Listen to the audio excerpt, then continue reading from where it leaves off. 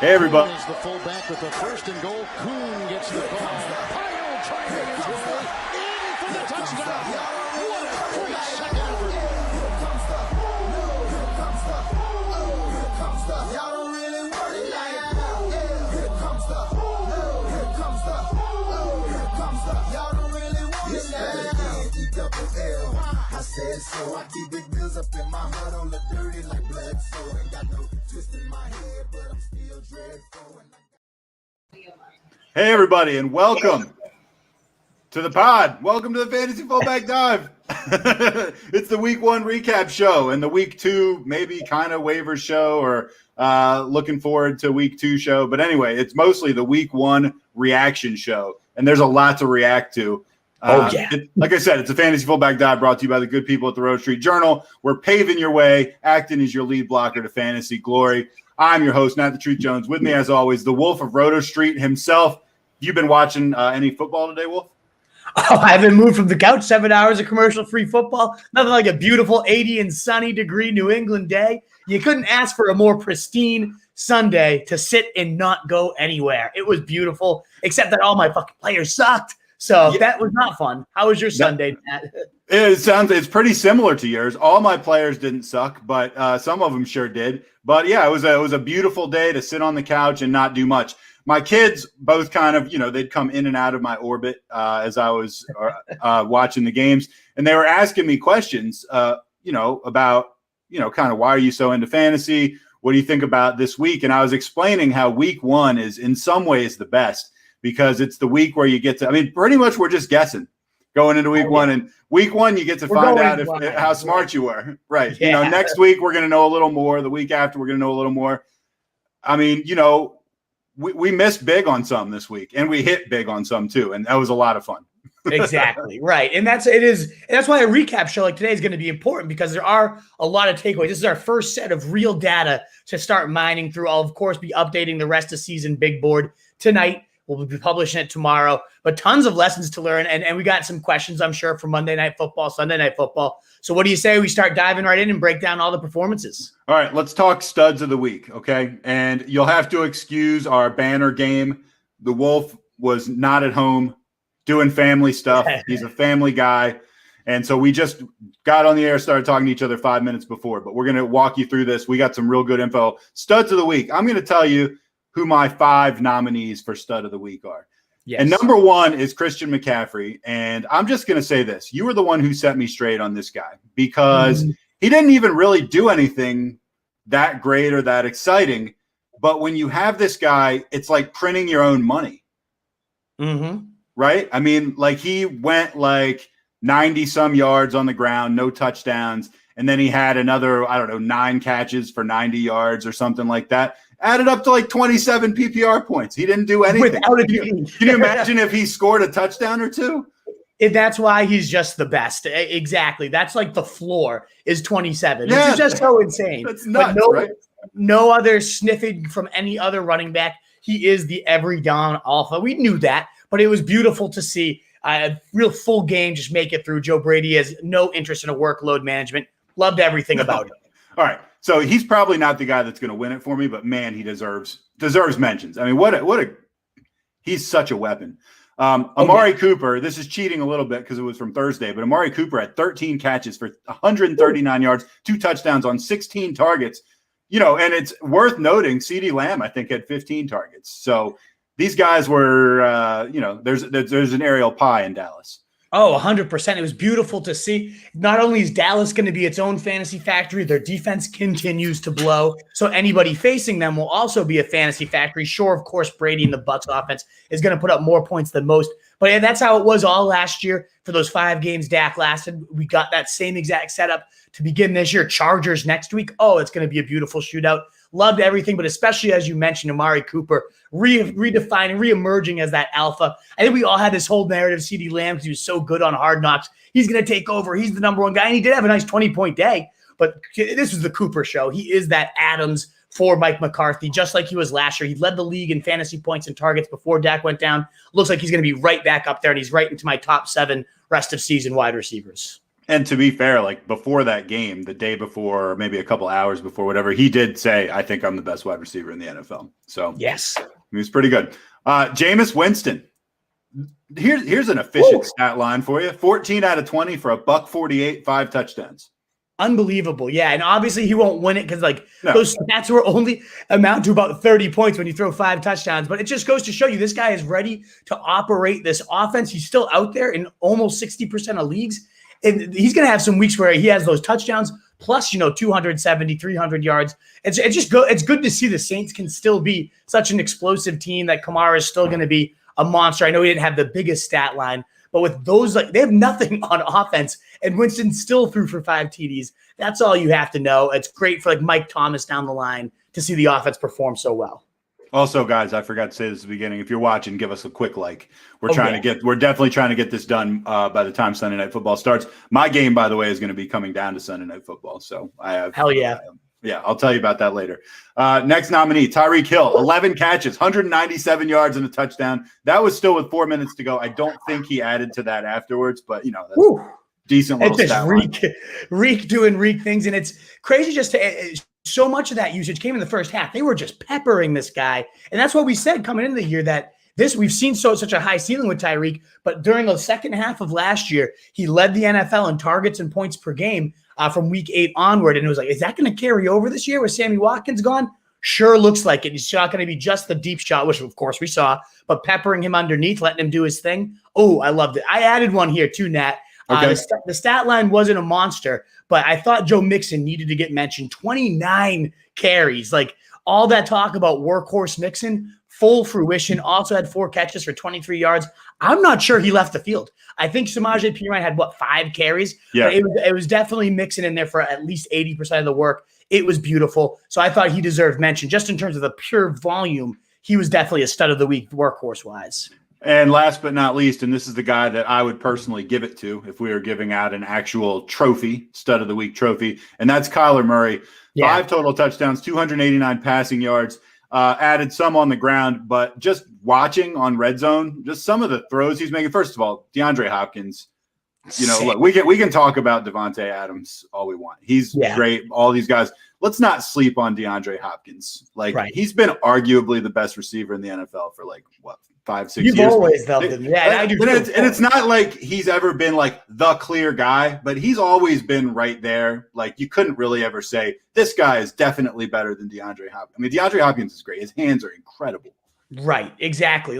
You could say Tyreek Hill's more explosive, or you could say Devontae Adams as a red zone threat. But even there, it's Hopkins, just in terms of the body control, the hands, the feet, footwork. It's just beautiful. It's beautiful to watch.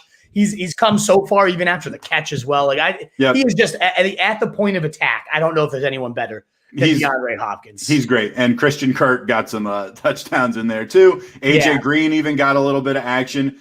Yeah. Were we sleeping on the Cardinals? I mean, they pretty much kicked the shit out of the Titans, who we kind of thought were good, right? Exactly. And I think this might be, we've been waiting for the air raid. We've been so high on Cliff Kingsbury since he came in here. Is he going to finally get that offense going? And he did. This was the variation of the air raid we've been picturing for years. We saw it in glimpses throughout last year, but Kyler Murray, cheat code, as long as this guy stays healthy, a reminder of his upside, just like he was last year till he got hurt, the number 1 QB. And this might be, I think there was I thought it might have been an anomaly last year with this quarterback scoring, always wait on QB, right? But I don't know at this point, between Dak, between Kyler, there is that just elite tier of QBs that if you took them in round 4 or 5, it's pretty worthwhile. Now, I know Josh Allen was supposed to be in that tier, and he did not pan out quite as much either. But still, just that elite QB tier, I think I might need to reevaluate my approach to the position now. Well, just to give you a sense, Tom Brady had 36 points in my league on Thursday, which is a huge day. A bunch of guys passed him, I think, today. I mean, I think there are 3 or 4 guys that did at least that. So that's something. Yeah. All right, let's talk guys that suck. I'm with you for Kyler, though. I'd give him the win. Why don't we go to Dud of the Week, and we'll go through some of these stat lines. And what I think this one will do a little bit longer is just kind of break down how worried am I about this stat line, right? What's the panic meter that me and you are having on some of these guys? All right, let's start at the top. We got a list of 8 guys. So James Robinson, 5 carries, 25 yards. He caught 3 balls, got targeted 6 times, 29 yards in week 1. He had less carries than Carlos Hyde, actually. So I don't know, man. How worried are you about James Robinson? I mean, look, you know me. I've been absolutely 100% down on Jacksonville in general. Yeah. And they got rolled by Houston. Which By is the not Texans. a good look. Right. Exactly. And I think that's the bigger concern here is, if they can't run on Houston, the worst run D of last year, that only probably got worse. If this team's putting up that many points on them, then they're going to have to abandon the run early and often these weeks. That is not good for James Robinson. Sure, he's going to be the pass guy, but he didn't see any work as 6 targets. So I guess a little bit of encouragement there. 6 targets, 3 catches. But it was still gross that the fact that Hyde saw more carries. And Hyde might have even started the game. Like Robinson didn't have a touch through a quarter of action. It was sickening. It was disgusting. And 62% of snaps, yeah, he was the lead back technically. But I did not expect Hyde to be nearly as involved as he was, or this offense to just suck as a running game. I'm worried. I'd say panic meter, like if 10 is I'm just hitting the alarm and I'm dropping it, and 1 is I'm not too worried, I'd give this a good 7.5, 8 for the panic 7.5, 8. Yeah. I think that's right around there.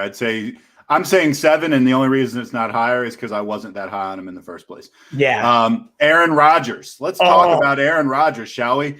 We've been hearing the talk. We've been hearing about the farewell tour narrative. Here's the Wolves' comments on our shared document. Aaron Rodgers, huge piece of shit. Yeah. 133 yards, 2 picks. That's the Wolves. That's the in-depth analysis you folks are paying for. 1.32 fantasy points, guys. Oh my God, that's what that stands for. Yes, exactly.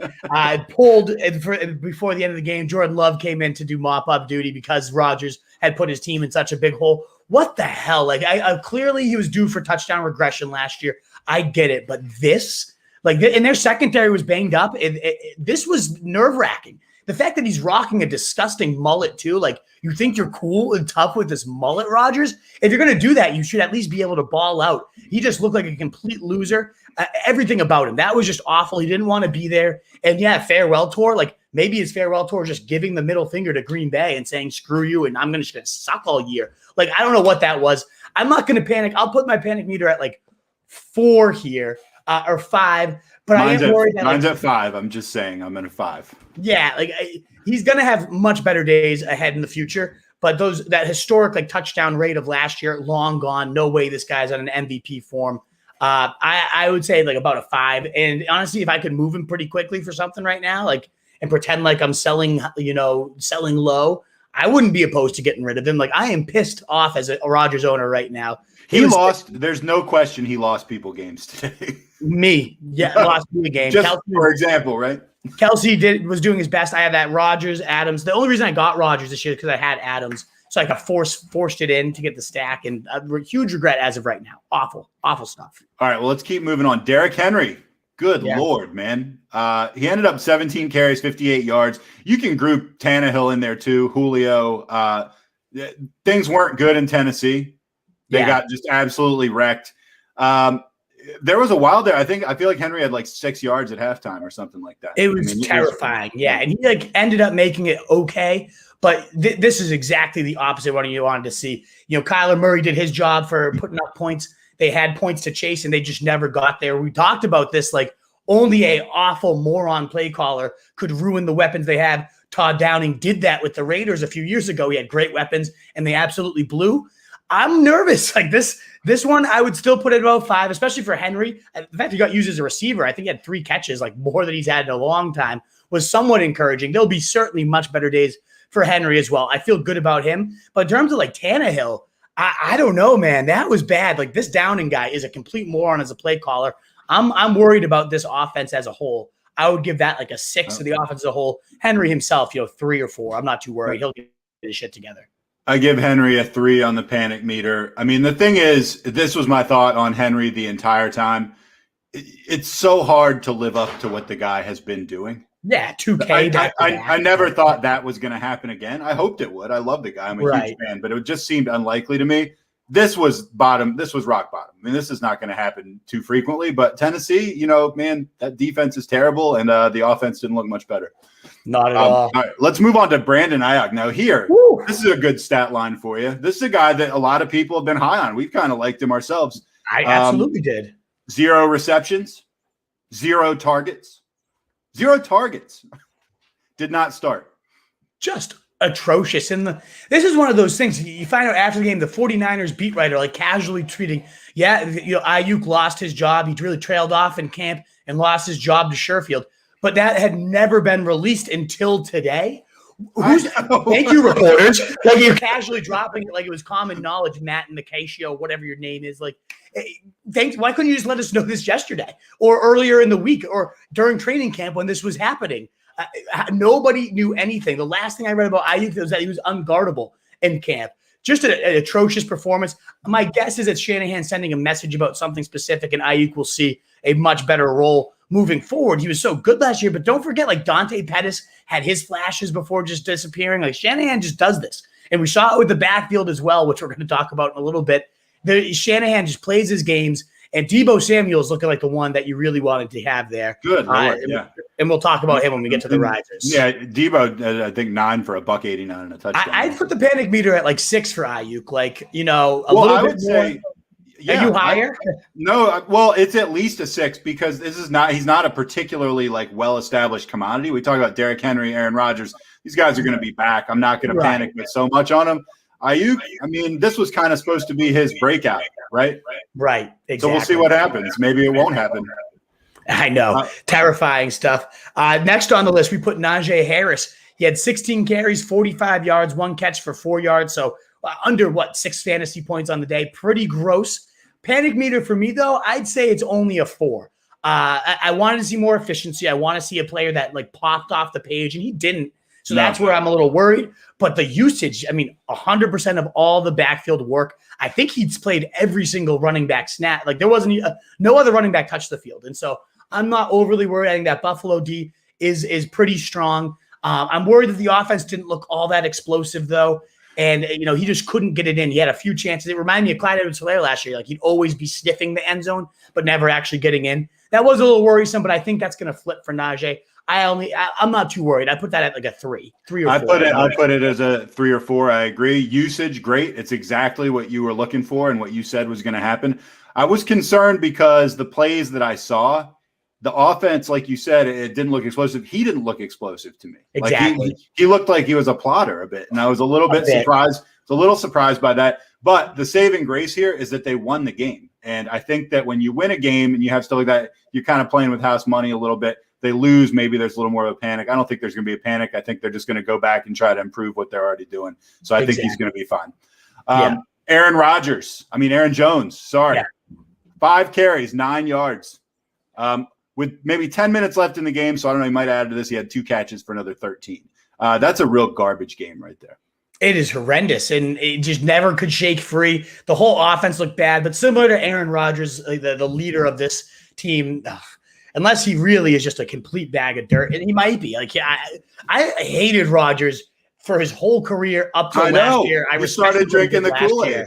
Last year when he stepped up, they drafted a QB and he goes nuts. Like I started to finally give him a little respect. Here's my punishment for actually giving this guy a shred of credit. He gets a mullet and just sucks all over the field. They'll get it right. I don't get what the Saints did to really be that like hard nose of a defense. They're not going to be, I don't think. But ultimately, just a bad day. They came out flat. I imagine they're going to all rebound as an offense. I'm not too worried about Jones. I'd toss out some buy low feelers if I'm you. I'll give that like a 2. Like, I'm not worried. I'm less worried about Aaron Jones than I am Rodgers. I give it a 2 or a 3. Saquon Barkley. Last time I updated this, there's like 8 minutes left in the game. He had 23 yards on the ground. The Giants pretty much seemed to be who we thought they would be. I think they ended up losing 27 to, thanks to Daniel Jones's late game heroics. They actually ended up losing only 27-13 because he ran in like a 1-yard touchdown with like no time on the clock. Yeah. So, but legit, it was a 27-7 beatdown. Yeah, and it was bad. This offense is going to be bad. I think Barkley will be better in future weeks, but I don't think this Giants team is going to be getting much better. So I do think Barkley's ceiling is ultimately capped like we kind of expected, no matter how talented he is. Jason Garrett is such a bad play caller. That was continuing to be the case. He'll get more work in the future. He'll do better in the future. But I'm like worried in the sense that the Giants are just going to be so bad all year that Barkley's going to be like a low-end RB1, and we're never going to see him hit those it'll be very rare. We'll see it every now and again. hit those crazy levels. But low end RB1, if you can sell him for some higher name value, people thinking they're getting a really good deal, I'd consider it. I'll put this at like a 5 about Barkley himself, but like a 7 about the Giants' pathetic offense. Yeah, I'm going to say pretty much around the same thing. This is something, one of the few things that I called correctly. I was just like, I don't think this guy should be a top pick. I mean, after 1 week, it looks like I called it correctly. Who knows? Right. But I was like, I don't think he's going to be a top pick because I just think the Giants are that bad. That's the way it looks after today. And man, I hope not, because I think he's a great runner. I really do. I think he's just fantastic. So fun to watch. Don't know if it's going to happen. Last but not least, and this was from Thursday, Zeke. I was right about this one too, by the way. 11 carries, 33 yards. Maybe I don't get as much credit for this because it was against the Tampa Bay run defense. But man, like he was a zero impact player. Yeah, I'll put this one at a 5.5. So just a little bit over worried, and I'm not worried because he played 82% of the snaps. I like that. Like Pollard was involved, but not really. So Zeke was the guy. I just do worry that he can be so matchup dependent when you do have a tough run D and a very, especially with their corner going down. It became very clear. Kellen Moore made the right play and just chucking it every time. But I don't think they're going to be able to. They're not going to want to have Dak throw it nearly 60 times a game. His shoulder won't hold up, I doubt, if they do that. So I imagine in the future, he goes from the hardest matchup against Tampa Bay, the least points allowed, to now having the easiest schedule from weeks 2 to 9 for running backs. He's a buy low candidate to me. Not too worried, but it does sketch me out a little bit that he could be so game script, or like game plan rather, dependent, that Moore could just scheme him almost completely out of here. That was worrisome for me to see, but I'd still be buying low this week. All right, so look, we got about 23 minutes before we got to get off the air. How do we want to handle this? Obviously, there's people that are already asking questions. We do have like 5 injuries real quick. You want me to just rattle down the people that got hurt this week? We could talk through those. I do want to, we get to the questions, but there's some really important performances. It's a recap show. There are important. All right, well, we got to talk about these guys. The injuries is part of the recaps, and they are in no particular order. We had Fitzmagic got hurt. That sucked. Taylor Heineke came in, finished the game up. Actually, at least half the game. Hip injury, Mekhi Becton. Not really even familiar with Mekhi. Who is this? He's the left tackle for the Jets. Their protection was already bad. Oh, I actually saw that happen. Shoot, it did not look good. Right, exactly. Right. Did not look good. Not used to busting out offensive linemen on the show. Jerry Judy. This one looked really terrible. It kind of seems like it's a high ankle sprain. Looked like a broken ankle to me when it happened. It looked like he was having a good game. He had 6 catches, 72 yards, and I want to say a touchdown too. But when this happened, so that sucked. Yeah. Raheem Mostert, we liked him a lot. I actually tried to trade for him like right before the game started today, and was turned down on my trade offer. Thankfully, good for you, right? Yeah, 2 carries, 20 yards, and then out. Awful, and it's just inevitable. Like we knew it. The sports car, Moseretti or whatever. Like it just sucks. It sucks that it happened this early. I mean, as you mentioned with Judy too. Thank God it was just a high ankle sprain, so he might miss a few weeks, but not done for the year at least. Which is okay. Like that's 6. What I love to see, it kind of was a target hog. Was 6 catches, 72 yards and a half. Like that was amazing to see. I liked watching Denver. I know they're playing against the Giants, but man, they look good. They're fun. I'm a former Broncos fan, so maybe it'll happen again for me. Last but not least, Rashad Penny. He had 2 carries. Maybe least. Last and least, Rashad. Well, I don't know. We have an offensive lineman on there. He handled 2 carries before exiting Seattle's 28-16 win over Indianapolis. Carson, of course, got the majority of the workload there. Not a huge story, but worth noting. All right, so those absolutely. Feature back, though. It is important for Carson, given how good this offense looked. If he's the only guy, last man standing, I mean, took all but 3 carries of his backfield. I love that for Carson moving forward. I thought that was a big development. All right, let's talk about more guys that got a stock up, some risers for the week. Jamar Chase has got to be one of those. 5 out of 7 targets, 101 yards, and a touchdown. Remember, he's had a drop problem. That's been like the knock on him. You said, and I agreed with you, you didn't really consider that to be like as big a deal as people were acting like. That's people work through. Him everywhere. I took him. He was falling around like 7 in drafts by the end of the summer. I have him in I think every league but one. Unfortunately, on my bench in all those leagues today because I did want to see him, show what he's got. But yeah, he looked every bit the alpha. It's got to be a little bit of a concern for T. Higgins because I think Chase And this was kind of my prediction right when he got drafted. Chase comes in as the day one immediate alpha. Boyd's going to be a forgotten soul. And that's kind of what happened today. So Boyd a faller, Chase a huge riser. T. Higgins will probably stay steady in that goal line. Like that's where he scored today. He's always going to use that big body well there. But Chase is the number one. Like he showed that today, and he has to be treated like that moving forward. Going to be a huge riser on tomorrow's rest of season big board. All right, another guy that rose, and I'll own it. I said that I thought you were too high on Jalen Hurts. I didn't like him as much as you. Maybe. Here's the thing that I didn't take into account, and I should have, because this was clearly part of why you did it in the first place, and you spelled it out for me, and I just chose to ignore you. Man, the Falcons are terrible. Well, yeah. I mean, they're just really, really bad. And I mean, you said that when I said I thought you were too high on Hurts. I mean, this is not like I was picking Hurts to – not do well against some elite defense. This was the Falcons. And, man, the Falcons showed us who they were today. They were awful. And Hurts was really good. 27 to 35 for 264, 3 touchdowns. Added, I think, 62 yards on the ground, your Konami cheat code points, as you like to call them. And he had a really good game. He did. He looked like one of that second touchdown throw that he zipped right through. He made some real, this guy's clearly an NFL pro type of throw that you kind of were questioning coming into the year when he had those accuracy woes. This was a different level of QB. So you're mixing in that Konami upside. Again, it's over against the Falcons, so we're not going to overreact. But now he puts up over 26 fantasy points in his first start. He's now averaged over 26 fantasy points per game in his starts. Only Lamar Jackson averaged more that crazy 2019 season of all time for a quarterback season. And that's what Jalen Hurts has done so far to begin his career. So this guy, he's a stud. Yeah, I had him at 6 this week, and it turns out I probably was a little too low on him. What a beast. Yeah, I wonder what he ended up finishing in the rankings. We'll know that end of the day, I guess. I thought, Russ, we could just alternate him if you want. Russ Wilson. I just love the fit with Shane Waldron. 3 first-half touchdowns, 254 yards, and 4 touchdowns. So they did slow down a little bit, but it was just so clear they were in a rhythm. Russ was a good fit for this offense. Russ is going to be a good fit for every offense, but it really did unlock Tyler Lockett having that 100-yard, 2 TD day, a nice score, 2 DK Metcalf as well. It just seems like this is a nice pace. Like they're going to kind of just be methodical and score throughout this year. That's not a pushover Colts defense that they made look like a cream puff. I really like what I saw there. But didn't it, I mean, you kind of just said this, didn't it just kind of seem like just a ho-hum casual just win for the Seahawks against a team that's not terrible? Just kind of seemed like they were just a little better than them the whole game, and it just bore out, and it never really seemed like they were in much trouble to me. Exactly. That was a nice performance for sure.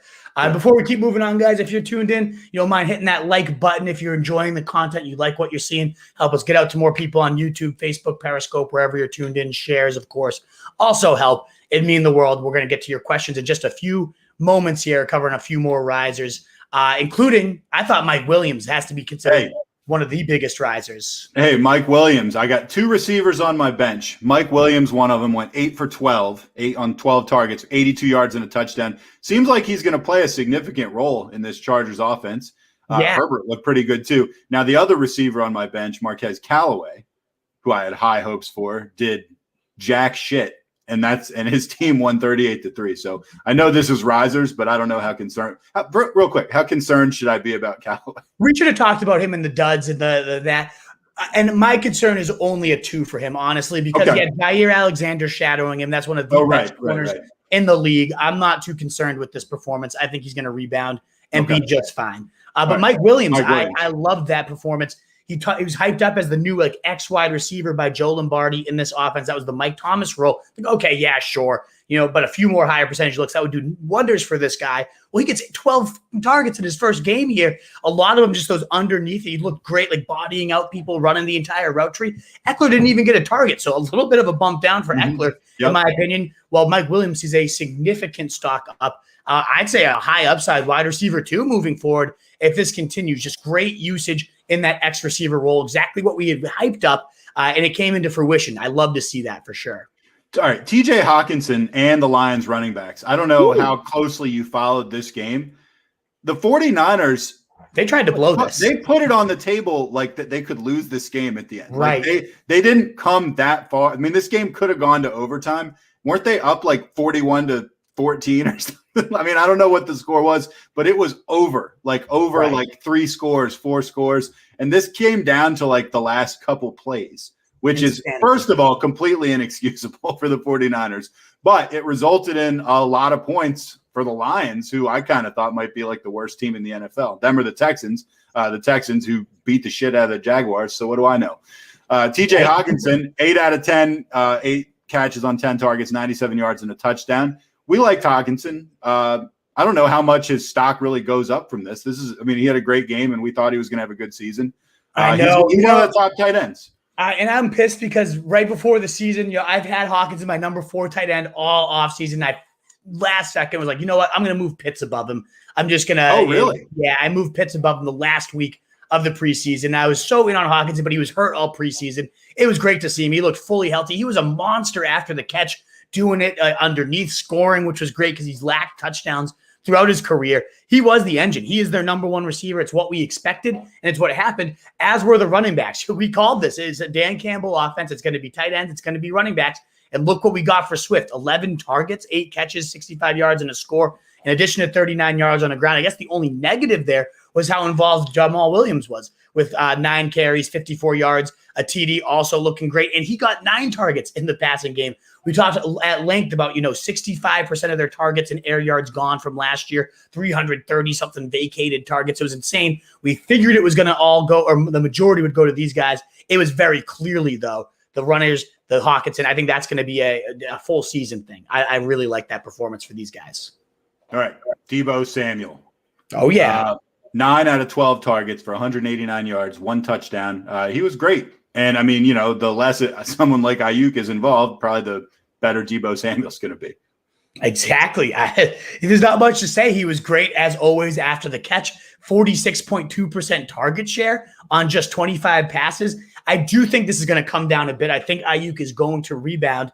But what if he doesn't? Like, this could end up being this. Grant Cohen was saying all summer, Deebo Samuel could be an MVP candidate, given how great he's looking, like pumping the brakes on Aiyuk. He was dead right to be doing so. I'm going to try to get him on this weekend, or rather this week, and talk about this running game, talk about Deebo's performance, and see what he thinks moving forward for this 49ers team. Huge performance from him. He's going to be a big riser on the big board, as will Corey Davis. 7 targets, 5 catches, 97 yards, and 2 scores.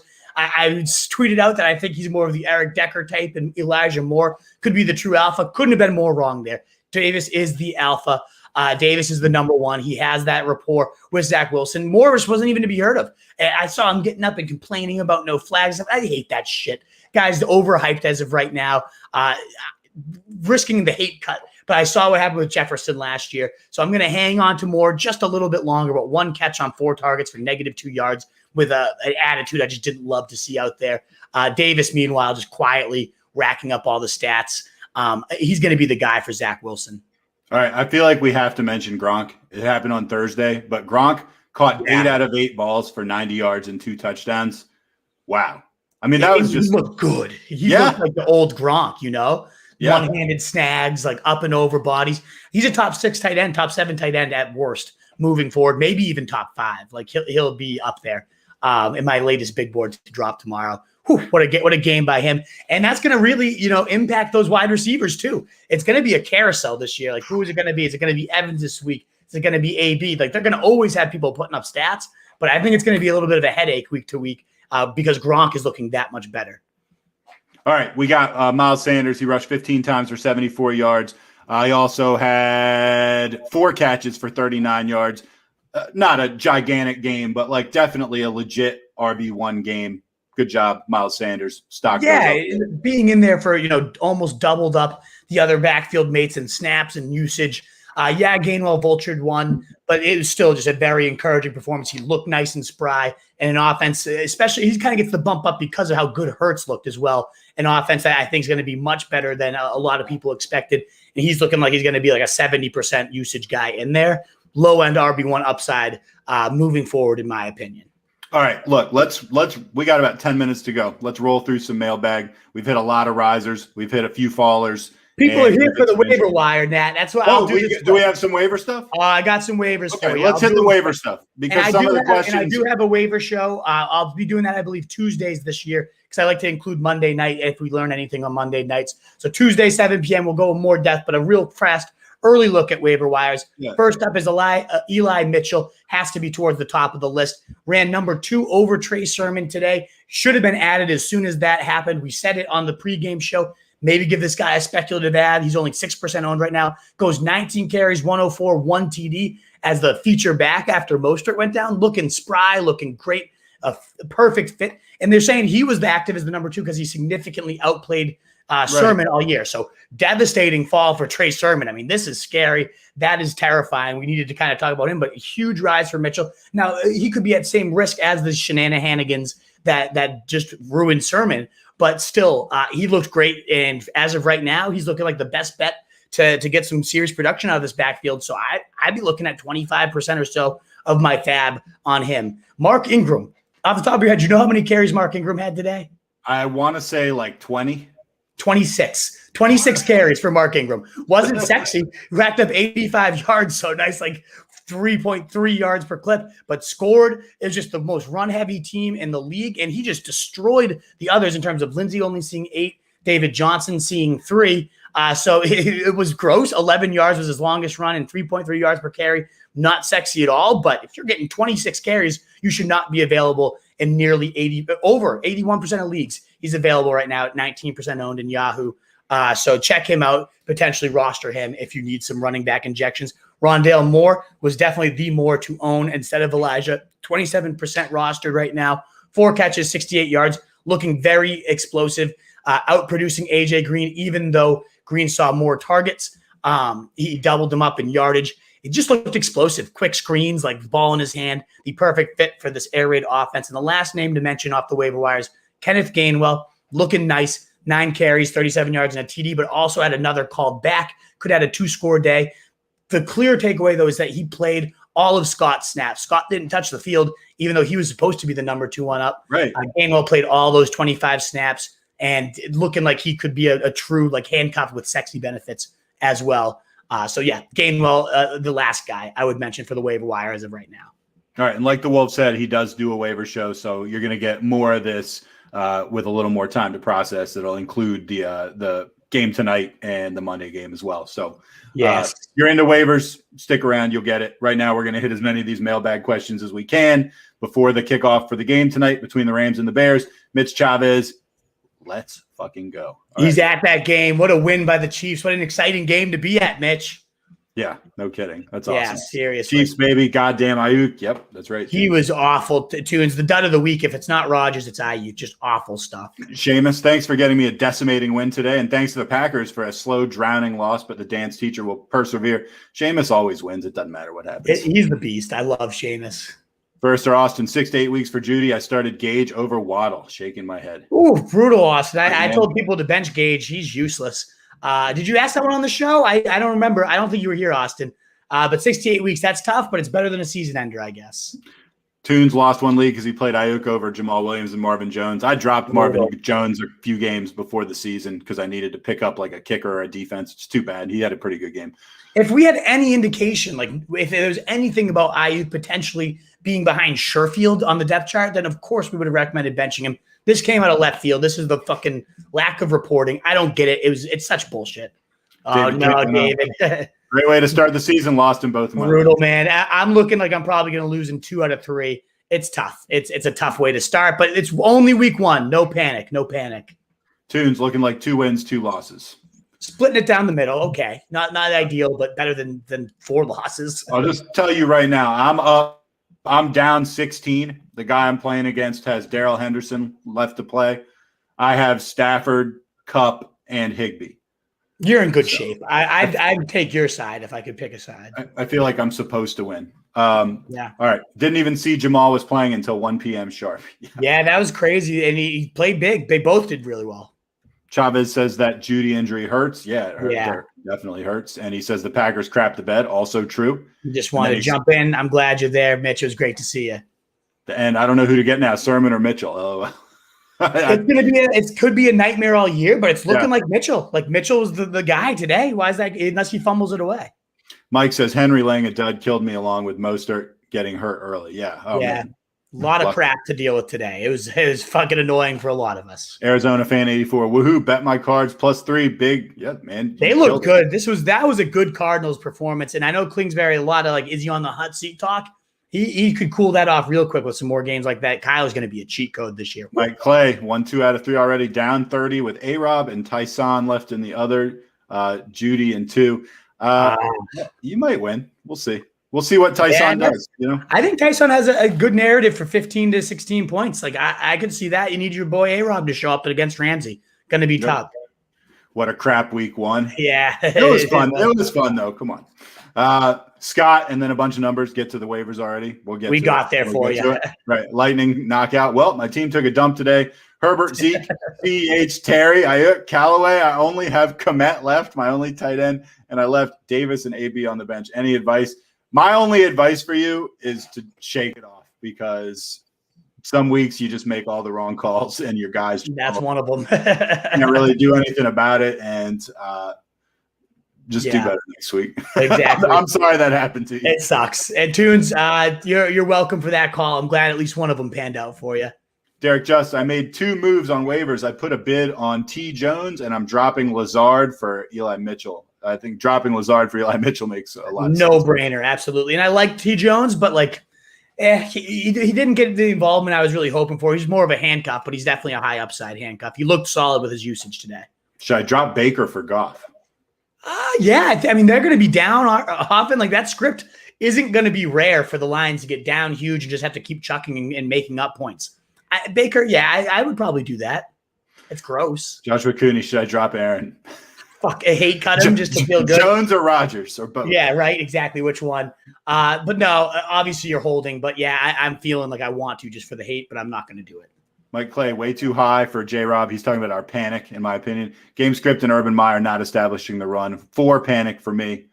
I just don't know. Like, I get that, Mike. I agree. But why is the game script going to be better? If Houston can do that to you, every team in the league is going to be putting points up on the Jags. So I'm worried that it's not necessarily about Robinson himself, who looked pretty good. It's that's going to be the game script this year, and it's going to be bad for him. Derek says I have Josh Allen and Baker as my backup. Oh, you don't even need you just have Josh Allen. Like, you don't just even drop Baker and pick somebody better up. You need a good at that point, right? Toon says Josh Jacobs questionable with an injury. Really interesting. So who's his backup? Kenyon Drake. He might be out there in some waivers. I would be looking at it. Justin Vetter says, "Stop it, Rodgers overreaction." I don't think we really. No, we said the panic was at like 3. Didn't we say 3, 3.5? I just wanted to rip him to shreds for looking like a complete asshole with a mullet. Like, you if you're gonna have a mullet, you need to back it up on the field. I hope he shaves that thing off his head. He didn't earn the mullet by any means. Kevin C says, "Add Ingram or Gainwell in PPR." I think Ingram, if you need that immediate injection of something to put in. Otherwise, Gainwell has longer term upside, in my opinion. Mike Clay, Corey's own. Corey Davis. Yeah, right. I like it. Shade 721. I'm still waiting on my first fantasy TD of the season. So some people are even worse than me. I didn't get my first TD till Kelsey in the 4:00 games. It was brutal, but I guess you're even in worse shape than me, Shades. Fantasy can just be the absolute There's worst. A guy in my league that had Rodgers as a starting quarterback. This is terrible. Ronald Jones was one of his running backs, and I think Derrick Henry was his other one. And then in the flex, he had, I want to say, Aaron Jones. I mean, it was just like one of those weeks where it's all totaled up and he gets like 41 points or something. Yeah, I might not crack 70. It's bad. Really? I mean, the Wolf? 80. I have like 79 as the last time I checked. It's horrible. It was a really, really bad week for the Wolf. Ben Tomzik, Jacobs was just downgraded to questionable with an illness. Is there anyone I can pick up and pivot to tonight or tomorrow?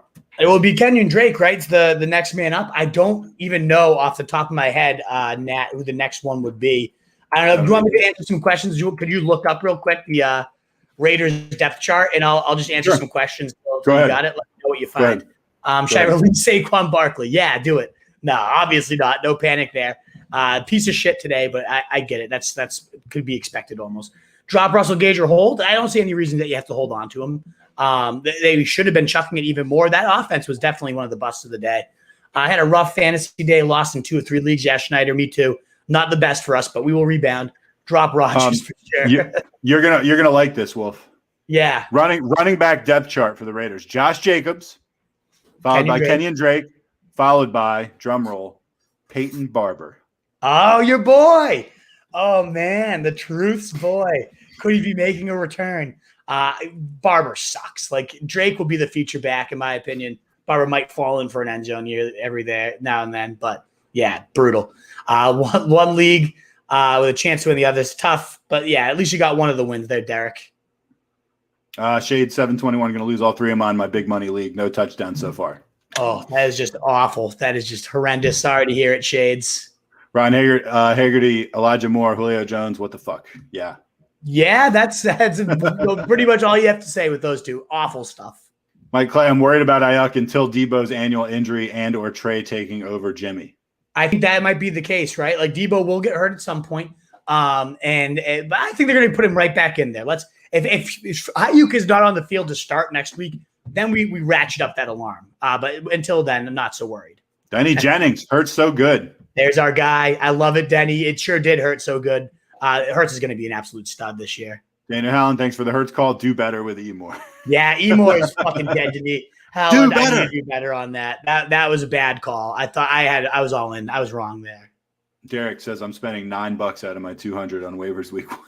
Hey, very specific. Very specific number. Nick Dad, should I put Darrell Henderson or Robert Woods in for my flex? I'm going Woods if it's not too late. I hope not. You got a couple minutes till kickoff. I would definitely go Woods there. You earned respect for Aaron Rodgers, LMAOO last year. Wow, that was the worst take I ever heard. You've been dismissed. Ouch.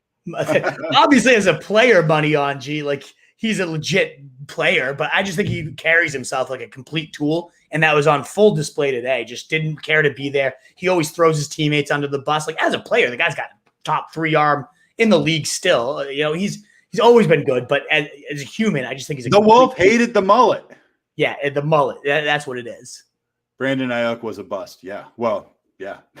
Yeah, he was horrible, Adrian. Sorry. Cameron Q. Geckel needed 18 from Lamar to secure a win, even with Harris and Henry shitting the bed. You're in good shape there, Geckel. That's good shape. By the way, Wolf, I want at least a little bit of props for the fact that I said I thought James White would be just as good as Harris. And in the PPR league I had, they both put up 12 points. So, hey, he did just fine. Right. He was okay. Yeah. Denny got the W even with Henry's dud. Good job, Denny. Good, Denny. I'm so pumped to hear it. Mike Clay, 6 to 8 weeks minimum for Judy. Yep. Oof, brutal. That is just brutal. Quinn Cummings Smith, Judy may be gone for 6 to 8 weeks. Pro Football Chase says. Toon says it hurts to admit that he is. Mike Clay says Mike Williams is going to be eating at the X all year. Yep. That's what we said, and it's working out for us. Yeah. Bill Byers wants to know if you're a smoker. Not cigs. I'll put it that way. Kevin Ray, sorry I'm late. You probably already talked about it, but anything on Naji Harris? Yeah, we did talk about it. We're not panicking too much. He got great usage, although we didn't love how he looked exactly. Right, exactly. Like, yeah, he was in for every single running back snap. I think that will pan out better, but he just didn't look that appetizing either. A little bit plod to him. Mike Clay was trying to tell you Davis over Elijah. And I agreed, like, Davis was a better play today. I have him higher in the rankings, but I just thought Elijah long-term could take over. Was dead wrong, Mike Clay. Thanks for pointing it out. Answer waiver questions. Haha. Okay. Yes. We got there. Ben Tomzik, Sermon was scratched today. Do you think Mitchell will continue to play when Sermon comes back? Yes, I do. I think the way he played today, right? Like, he's earned it. And that's how Shanahan does it. He rocks there. Any concern with CEH? It kind of seems like more of the same so far. Yeah, it's definitely concerned in that sense. They get weird at the goal line. They get too cute. It's going to be the Mahomes show. So, yeah. Any concern with Julio? Kind of. I mean, I'm just concerned with the Titans, as we talked about at the beginning. Just Todd Downing, like one of the only guys that's just a bad enough play caller to ruin what the hand he's been dealt here. How do they not put up more points against freaking that awful Arizona? Like, Arizona has horrible corners. Why? How could they not win any type of battles with those guys? I don't know what was going on, but that was awful. All right. He says, please rank the waivers. We kind of already went over the waivers, had like 5 or 6 guys. If you feel like you can rank them, go ahead, Wolf. Yeah, I would go the order I presented them. Eli Mitchell, number 1 for me, then Mark Ingram, number 2. Rondale Moore, if you need a receiver, would be the top, but number 3 on the list. Then Gainwell 4 for me is how I would rank those guys. But I like all of them. I do like them all for sure. Illness, not injury, my bad. It's okay, Tunes. It's all right, dude. Moonrock, Tannehill, and Trey Lance are my QBs. Should I look for a trade? You might. I would keep Trey Lance because I think he's going to be an absolute stud. But Tannehill's scary. That was gross. I mean, that Titans offense was really bad. Don't panic. You got to see him again. I mean, look, both bad. Don't freak out over a bad week one. Just like don't freak out over Aaron Rodgers over a bad week one. It's a data point, sure. Like don't forget, but like it's 1 week. They were great last year as an offense. They could still be great. They just weren't today. Right. Exactly. We got drop Hardman. What did he end up with today? I'm sure it was pretty bad, but I don't know. But if he's asking if we should drop him, it probably wasn't a great game. Yeah, exactly. I don't know what Hardman did, so I can't answer that. Eric L. Smith, where's keeping Judy? High ankle sprains are pretty rough all season. I'd say if you have an IR spot, throw him in. If you have IR, please, yes. But otherwise, I get it. It's if you have a short bench and no IR spot, it's going to be tough to hold him all year. If it's 6 to 8 weeks and something that they might just shut him down for. Definitely worried. Justin Vetter, got Sermon in both my leagues. How much should I bid for Mitchell, do you think? Ready to push some chips. You said 25%. I said about 25%. Now, that's tricky, though, because every week it can go up and down. If you already invested in the backfield, it makes me a little more hesitant to go all in. But, yeah, I'd say about 25% of the chips. Hardman's a dud, year to wow, not wowed yet. The guy has not gotten it done at all. Exactly, Sammy. I would hold on to him. I wouldn't play him. I wouldn't start him. But it is such a great offense with Pat Mahomes. Like, if something ever happened to, God forbid, Kelsey or Tyreek, he might end up being the number one. I would not be dropping Hardman yet, in my opinion. Chark and Waddle should have put one of them in instead of Gage. Well, in retrospect, yes, that's probably true. I wonder. I don't know if you asked that one earlier, Derek, but I feel like at least Waddle I was higher on this week, so I would have probably recommended that. Danny Jennings says, people in my league must think I'm drunk all the time. Someone sent a trade request, Henry for Barkley. What the fuck, people? Yeah, come on. Henry's definitely – I know both offenses suck today, but I have much more faith in the Titans to get that together than I do the Giants. Marco Escobar says, worried about Terry McLaurin's value going forward. I don't know about that, but did you see the catch that he had today? Oh, it was insane on Red Zone that popped up. Yeah, the body control. Losing Fitz could hurt. That was the reason we got so high on him, is because Fitz makes these monsters out of their wide receiver ones. Heineke did get the ball downfield decently, but that doesn't help by any means. Like when you're looking at those third round receivers where Keenan Allen and Allen Robinson and those guys were going, it's clear that those guys would have been better than Terry McLaurin and Amari Cooper, better than all of them at this point. So yeah, I'm a little bit worried. I'd give that about a 5, Marco, right in the middle. Like we saw the talent, as you said, Truth, that catch, but also a pretty worrisome. $100 free agent money. How much would you spend on the rookie Mitchell? We speculated 25-ish bucks. 25-ish. If you need to get it done and you need a running back bad and you're just hoping for a flyer, go for 30. Get him on the roster. Ben Tomczyk says, Red Rocket Andy Dalton over Rodgers. Well, we'll see after tonight. Seriously. Deserves it, to be honest. Like he's going to put up more points than him tonight. Like there's no way we'll see how he feels with Aaron Donald rushing in his face. I'm 8 points up right now. PPR only players left are Montgomery, and the other guys got Robert Woods. Who are you taking? I'd say if you're up 8, I'd probably take you, but I wouldn't feel that comfortable about it. Yeah, I like Montgomery plus 8 against Woods. It's going to be close though because I love Woods so much. But yeah, give me Montgomery. Sounds like the game has started because Justin Fields in there. I don't know what's going on, but we're going to get off Truth in a sec. Sarah Riley. Hey, Sarah. Yeah, what's good?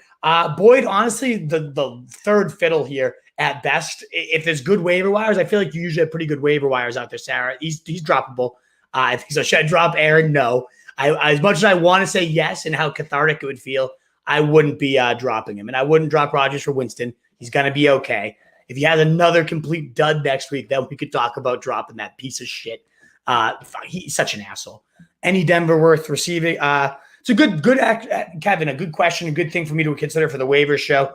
Maybe Tim Patrick, maybe KJ. I think Hamler's more of the deep threat, the more exciting play. He should have had a 50-yard touchdown this week. I'd go after Hamler, but Patrick's kind of that smooth guy that always just gets it done.